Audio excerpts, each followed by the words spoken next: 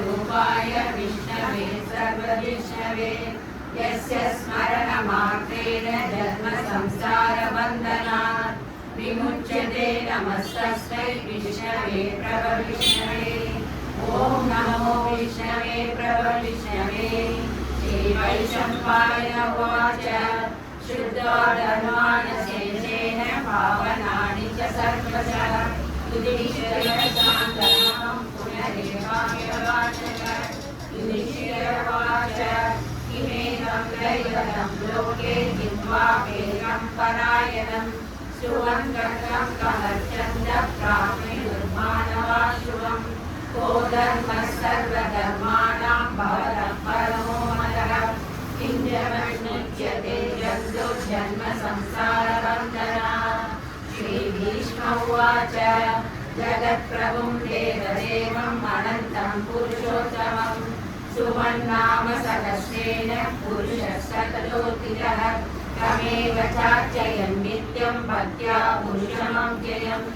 ध्यायन् स्तुवन्नमस्कृत्य यजमानस्तमेव च अनादितं विष्णुं सर्वलोकमहेश्वरं लोकाध्यक्षं स्तुवन् नित्यं सर्वदुःखादितो भवेत् ब्रह्मण्यं सर्वधर्मण्यं लोकानां कीर्तिवर्धनं लोकनाथं महद्भूतं सर्वभूतभवोद्भवम् देशमे सर्वधर्माणां धर्मोऽनुगतमो मतः यद्भक्त्या पुण्डरीकाक्षं सवैरक्षेणरः सदा परमं यो महद्तेजः परमं यो महत्तपः परमं यो महद्ब्रह्म परमं यः परायणं पवित्राणां पवित्रं यो मङ्गलानां च मङ्गलम् दैवतं देवतानां च भूतानां यो देवपिता यतः सर्वाणि भूतानि भवत्यादिवादमे यस्मिन् च प्रलयं यान्ति पुनरेवैवंशये तस्य लोकप्रधानस्य जगन्नाथस्य भूपते विष्णो नाम सहस्रं मे शृणु पापभयापहम् यानि नामानि गौराणि विख्यातानि महात्मनः ऋषिभिः परिगीतानि तानि वर्षाणि पूजये ऋषिर्नाम्नां सहस्रस्य वेदव्यासो महामुनिः चन्द्रो मनुष्योक्तदा देवो भगवान् देवकीसुरः अमृतां शुद्धो बीजं शक्तिर्देवकीनन्दनः त्रिसामायुधयं तस्य शान्तर्देवीयुज्यते विष्णुं जिष्णुं महाविष्णुं प्रभविष्णुं महेश्वरम् अनेकरूपदैत्यान्तं नमामि पुरुषोत्तमम् अस्य श्रीविष्णोर्दिव्यसहस्रनामस्तोत्रमहामन्त्रस्य श्रीवेदव्यासो भगवान् ऋषिः अनुष्टुप्छन्दः श्रीमहाविष्णुः परमात्मा श्रीमन्नारायणो देवता अमृतां शुद्धो बाणुर्बीजं देवकीनन्दनस्सृष्टेति शक्तिः उदारशोभनो देव इति परमो मन्त्रः शङ्खपुन्नन्दकी शक्तिः शारङ्गदर्पाधराधरैर्यं नदाङ्गवाण्यर्चोभयैः तीर्थं त्रिसामासामगस्सामेति कवचम् आनन्दं परब्रह्मेति योनिः ऋतुसुदर्शनकाल इति दिग्बन्धः श्रीविश्वरूप इति ध्यानम् श्रीमहाविष्णुप्रीत्यर्थे सहस्रनामजपे विनियोगः ध्यानम् श्रीयोधन्वप्रदेशे शुचिमणिविरसत्सैजकैर्मौक्तिकानां मालाक्लुप्तासनस्तस्फटिकमणिकैर्मौक्तिकैर्मण्डिताङ्गः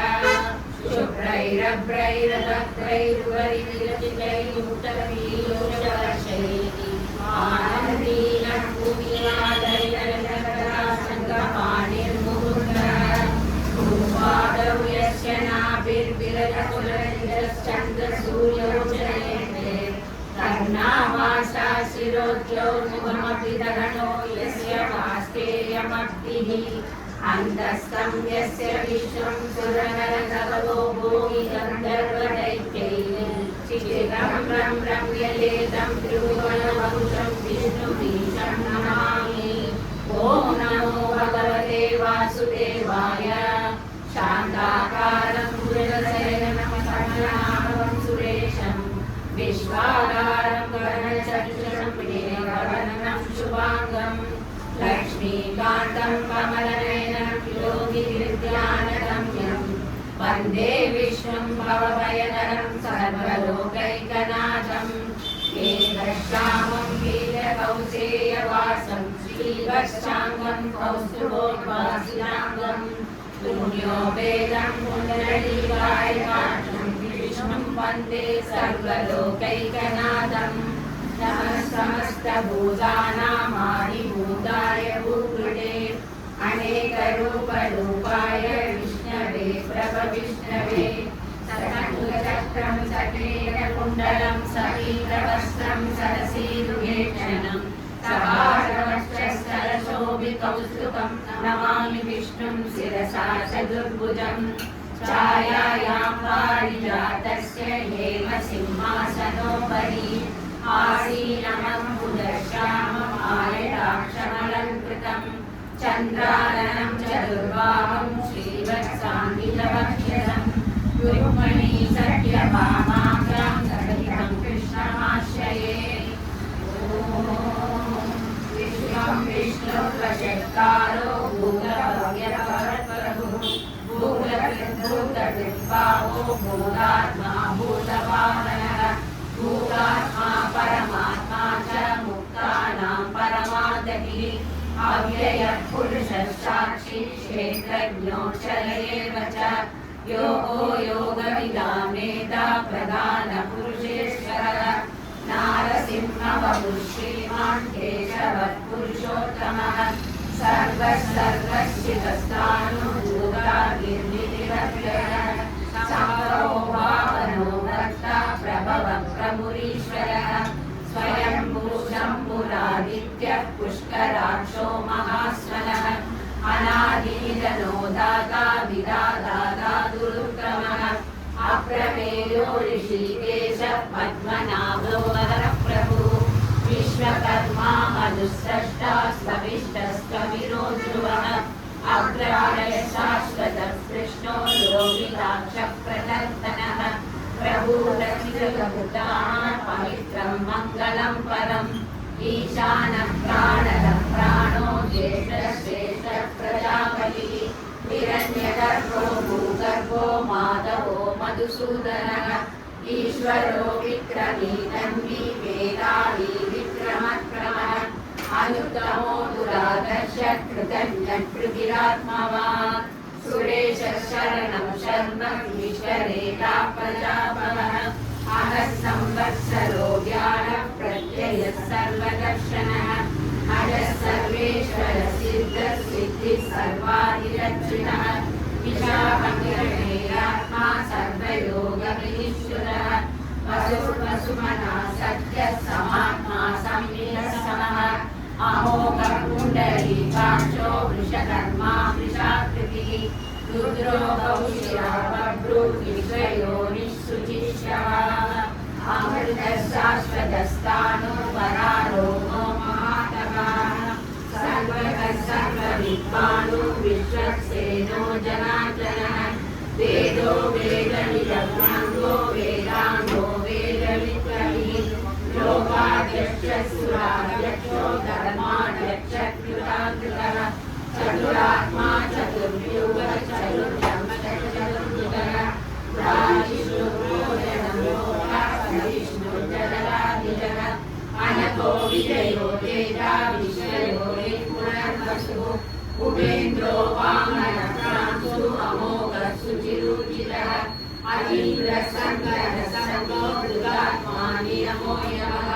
वेद्यो वैद्यसदा योगी वीरमानवो मधुः अतीन्द्रियो महामायो महोत्साहो महाबलः महाबुद्धिर्महावीर्यो महाशक्तिर्महाधीः अनिर्देश्य श्रीमान् अमेयात्मा महाधीः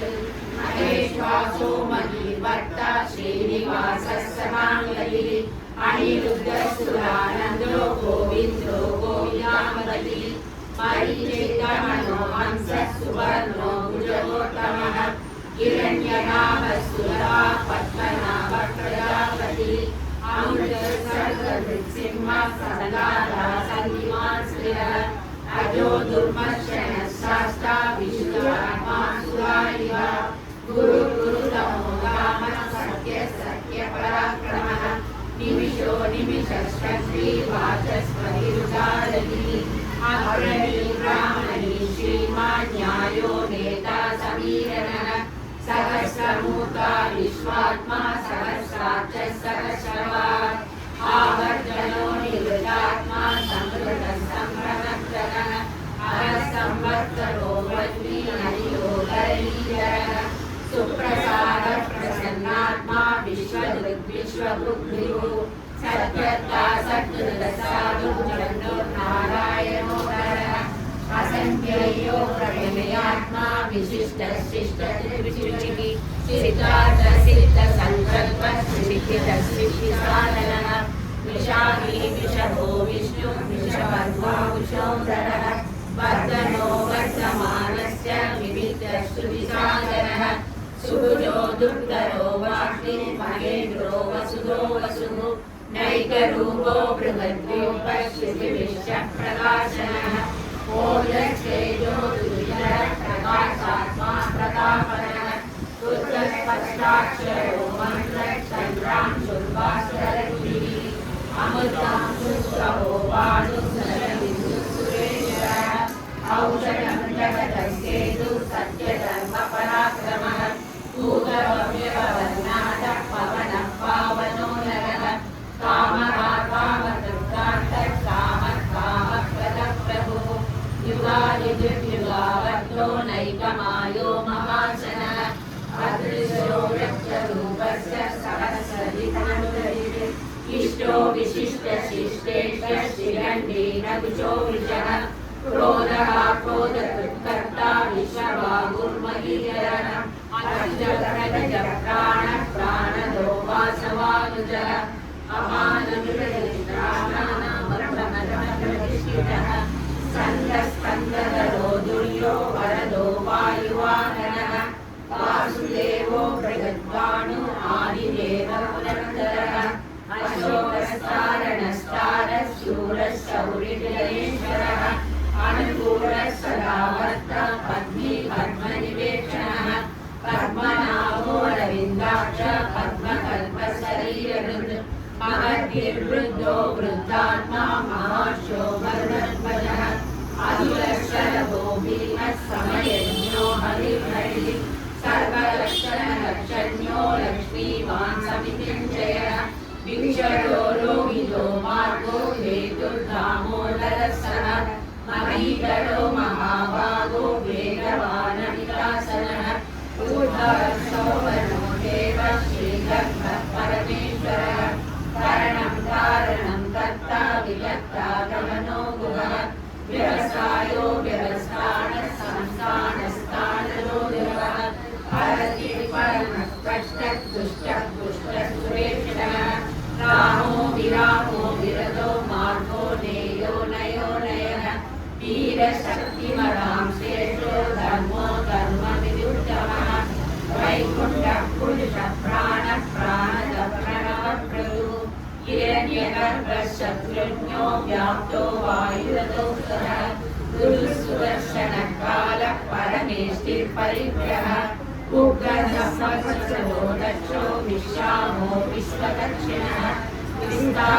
विस्तारस्थावरस्थानो प्रमाणं निलितमव्ययम् आर्तो नर्तो महाकोशो महाभोगो महाधनः अनिर्विण्णः सविष्टागो धर्मरूपो महामतः नक्षत्रनेमि नक्षत्री क्षमः श्यामः समीरणः यज्ञयुज्यो महेज्यस्य सदसदाङ्गतिः सर्वदर्शीनिरुक्तात्मा सर्वज्ञो ज्ञानमुत्तमम् सुरसूरसूक्ष्मसुदोषसुरलसुकृत् मनोहरोधितक्रोधो वीरबाहुर्विदारणः स्वापनः स्वशो व्यापी नैकात्मा नैकतः वत्सलो वत्सलो वत्सी रत्नगर्भो धनेश्वरः धर्मगुरुर्धर्मजन्मी सदसक्षरमक्षरम् अभिज्ञाता सहस्रांशु विधाता कृतरक्षणः कवचीः सकलसिंहो भूतमहेश्वरः आदिदेवो महादेवो वीरेशो देवगुरुः उत्तरो गोपतिर्गोप्ता ज्ञानगम्यः पुरातनः शरीरभूतभृद्भोक्ता कवीन्द्रो भूरिलक्षणः सोमो सोमः पुरुषपुरुषः विनयोदय सत्यसन्तो दासानः शाश्वताम्बरिः जीवो विनयिदासाक्षी मुकुन्दो विजविक्रमः अम्बो निधिरनदामा महोदयोदयः अयो भवान्तस्वाभावो धिया मित्रप्रमोदनः आनन्दो नन्दनो नन्दः सत्यधर्मात्रयक्रमः महर्षि कपिलाचार्य कृतज्ञो मेदिनीपतिः कृपसंस्कृतसमक्षो महासिंहकृतान्तकः महावराहो गोविन्दः सुषेण प्रणनादरिः तुल्यो कबीरो गहनो गुप्तश्चक्रगदाधरः वेदास्वाङ्गोदितः कृष्णो दृढसङ्घर्षणोच्युतः वरुणो वारुणो वृक्षः पुष्कराक्षो महामनः भगवानन्दी वनमाली अमलायुधः आदित्यो ज्योतिरादित्यः सहिष्णुर्जविसत्तमः सुगन्धाकण्डफलशुद्धारुणो द्रविणप्रदः दिवसो वाचस्पतिरयोनितः निर्वाणं वेषलं विशद सन्न्यासकृत्समशान्तो निष्ठा शान्तिपरायणं शुभाङ्गशान्तिकश्यः गोविन्दो गोपतिर्गोप्ता वृषभाक्षो विषप्रियः अनिवृत्तिर्निवृत्तात्मा संक्षेपाक्षेमकृच्छिवः श्रीवत्सवक्षा श्रीवासः श्रीपतिः श्रीमदाम्बरः श्रीधः श्रीधः श्रीनिवासः श्रीनिधिः श्रीविभावनः श्रीधरः श्रीधरः श्रेयः श्रीमान् लोकत्रयाश्रयः स्वक्षस्रङ्गशदानन्दो नन्दिर्ज्योतिर्धरेश्वरः चित्रात्मा विधेयात्मा सद्भिर्विच्छिन्नसंशयः उदीरः सर्वदश्चक्षुरधीशस्थिरः भूषयो भूषणो भूरिर्विशोधशोधनासनः अतिमानः कुम्भो विशुद्धात्मा विशोधनः अनिरुद्धौ प्रविदतः प्रत्यग्नो विजविक्रमः कालनेमिनिवाणीरशौरिशूलधनेश्वरः त्रिलोकात्मा त्रिलोकेशः केशवकेशियाहरिः कामदेवः कामबालः कामी कान्तः अनिर्देश्यवभुविष्णु वीरोऽनन्तो धनञ्जयः ब्रह्मण्यो ब्रह्मकृत् ब्रह्म ब्रह्म ब्रह्मविवर्धनः ब्रह्मविद्ब्राह्मणो ब्रह्मी ब्रह्मज्ञो ब्राह्मणप्रियः महाकर्मो महाकर्म महातेजो महोदयः महाक्रतुर्महायज्ञो महायज्ञो महाबलिः सन्ध्यस्तवप्रियस्तोत्रं श्रुतिस्तोतारणप्रियः पूर्णयुधा पुण्यः पुण्यकीर्तिरनामयः मनोजवस्तीर्णकरो वसुदेवा वसुप्रदः वसुप्रदो वासुदेवो वसुर्वसुमनाभरिः सत्तरिसत्तरिसत्ता सत्तूरिसत्परायणः शूरसेनो यजुश्रेष्ठः सन्निवासस्तुयामुनः शूरावासो वासुदेवः सर्वासुरयो नरः दर्पः दर्पदो दुग्धो दुग्धरो दापराजितः विश्वमूर्तिर्महामूर्तिर्दिव्यमूर्तिरमूर्तिमान् अनेकमूर्तिरव्यक्तः सर्वमूर्तिः एकोनैकः समपर्तिं यज्ञः परमन्तमः लोकबन्धुर्लोकनाथो माधवो भक्तवत्सलः स्वर्णवर्णो हेमाङ्गो वराङ्गश्चन्दनागरी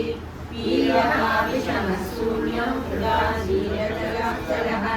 आनिमानरो मान्यो लोकस्वामी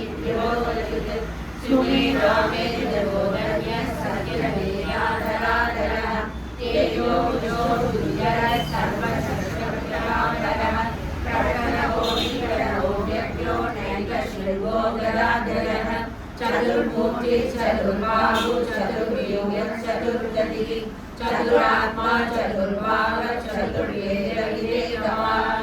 समावर्त्यो निवृत्तात्मा दुर्जयो दुर्विक्रमः दुर्लभो दुर्गमो दुर्गो दुरावासो दुरालिः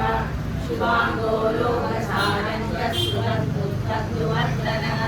इंद्रकर्मा महाकर्मा कुलकर्मा कुलाधमः उद्भवः सुन्दरसुन्दरो रत्ननाभस्तुलोचनः अर्को वाजसनिशृङ्गी जयन्तः सर्वविजयी स्ववर्णबिन्दुरक्षोभ्यः सर्ववागीश्वरेश्वरः महागतो महादत्तो महाभूतो महानिधिः कुन्दरकुन्दरकुन्दः पर्जन्यः पावनोदिनः अमृतांशो सर्वज्ञः सर्वतोमुखः सुरः शूद्रः सिद्धः चतुरावनः नैरोगोचाणूरान्तरिषूदनः सहस्राचिः सप्तदिग्वः सप्तैका सप्तवाहनः अमूर्तिगणगोचिन्त्यो भयकृपयाचनः अणुबृहत्कुशस्थूलो गुणभृद्विनिमो महान् अनन्तरसर्वशाख्यप्रापणशोभवंशवर्धनः पावनविमलयो योगी योगी सर्वकामनः आश्रमशमनः श्यामः सुवर्णो वायुवाहनः दलुकरो दलुवेलो दण्डो दमैरातमः अपराजितः सर्वसमो नियन्ता नियमो यमः सत्त्ववान् सात्विकः सत्यः सत्यधर्मपरायणः अभिप्रायप्रिया घोषः प्रियकृतिवर्धनः इहाय रविविरोचनः सूर्यः सविता रविरोचनः अनन्तो भुवनोक्ता सुगतो नैकजोग्रजः अणिर्विघ्नस्तरामश्चैलोकाधिष्ठानमद्भुतः सनातनः कपिलः कपिलव्ययः स्वस्तिरः स्वस्तिरः स्वस्ति स्वस्तिर्युः स्वस्ति दक्षिणः अरोदः पुण्डरीकर्त्री विक्रम्योजितशासनः शब्दादिकः शब्दसहः शिशिरः सर्वरीकरः अक्रूरः प्रेषलो दक्षो दक्षिणः नवीनावरः विद्वत्तमो वीरभयः पुण्यश्रवणकीर्तनः उदारणो दुष्कृतः पुण्यो दुःस्वप्ननाशनः वीरकारक्षणः सन्तो जीवनः पर्यवस्थितः अनन्तरूपोऽनन्तश्री धिरमन्युर्भयावहः चतुरश्रो कबीरात्मा विदिशो व्यादिशो दिशः अनादिपूर्वो लक्ष्मीः सुधीरोचिरान्तरः जननो जनजन्मादि भीमो भीमपराक्रमः आधारनिलयो दाता पुष्पः सप्रजातरः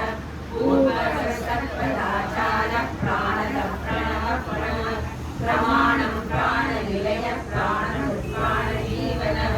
तत्त्वं तत्त्वविवेकात्मा जन्म मृत्युजरानिलः पूर्ववः स्वस्थलस्तारः सविता प्रवितामहः यज्ञो यज्ञपतिर्यज्ञा यज्ञाङ्गो यज्ञवाहनः यज्ञकृत्यज्ञकृत्यज्ञी यज्ञमुख्यज्ञसाधनः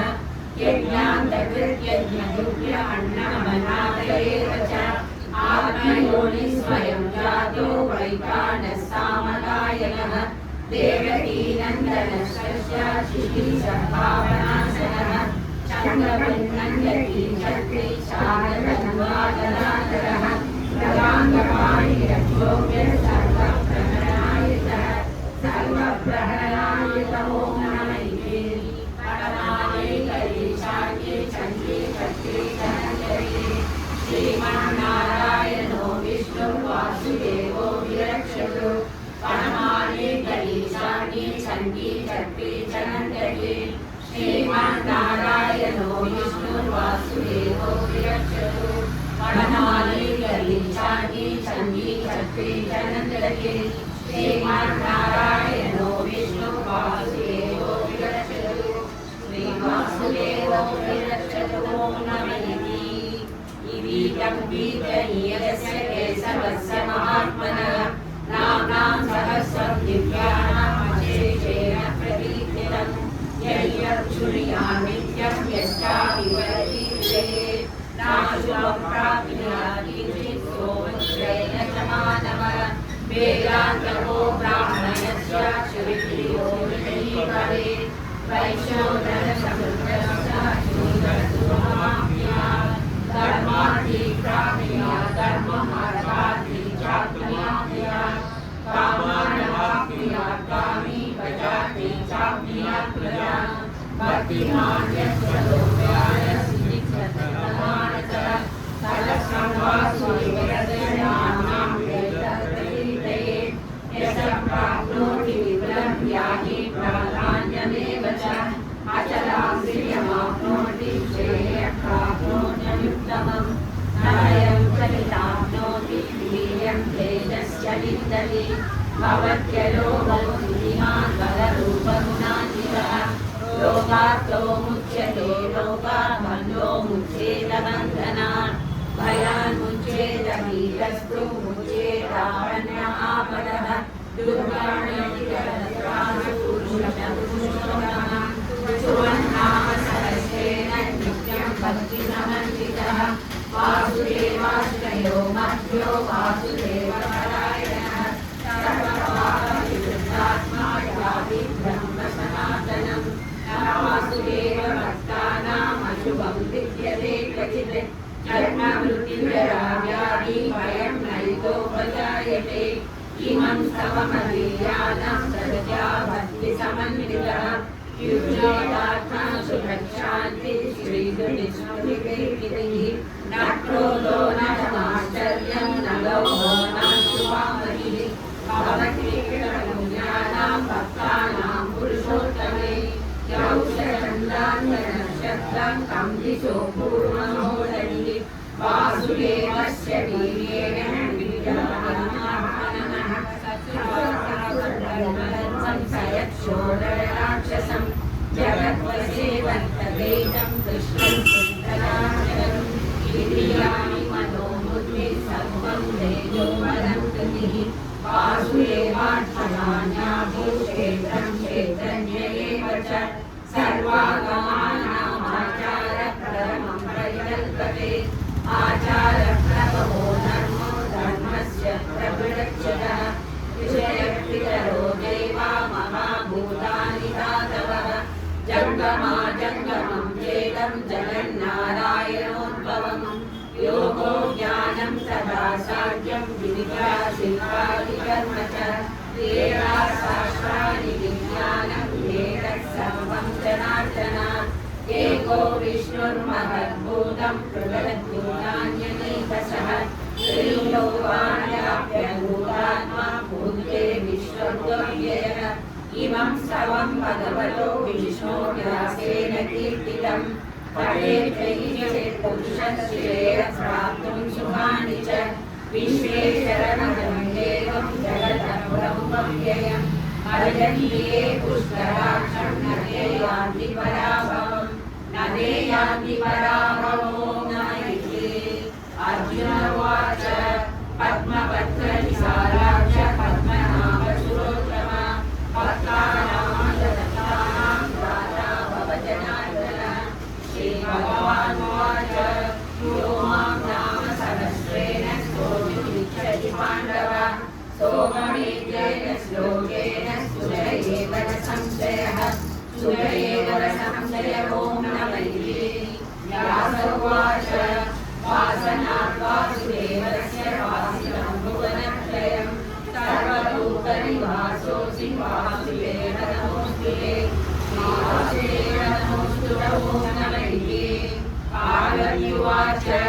तेनोपायेन लग्ना विष्णो नाम सहस्रनाम पठ्यते पठ्यते नित्यं श्रोतुमिच्छाम्यहं प्रभो श्रीशुक उवाच श्रीराम राम रामेति रमे रामे मनोरमे सहस्रनाम तत्तुल्यं राम नाम वरानने श्रीराम राम रामेति रमे रामे मनोरमे सहस्रनाम तत्तुल्यं राम नाम वरानने श्रीराम राम रामेति रमे रामे मनोरमे सहस्रनाम तत्तुल्यं राम नाम वरानने